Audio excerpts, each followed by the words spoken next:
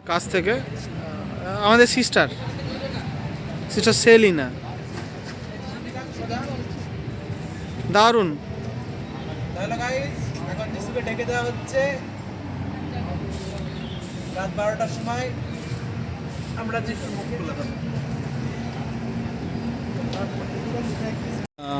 মোটামুটি আমাদের কাজ শেষ আজকে।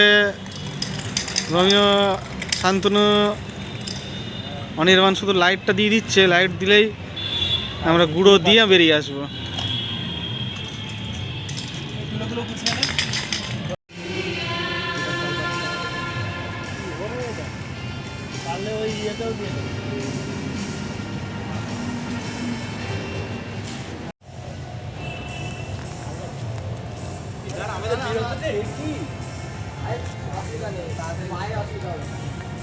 এখন রোমিওরা বলছে তারা শাক দিয়ে মাছ ঢাকছে, সবুজ গুঁড়ো দিয়ে একটু লালচে ঘ্যাস, তাকে ওরা পূরণ করার চেষ্টা করছে, মাঠ বানানোর চেষ্টা করছে।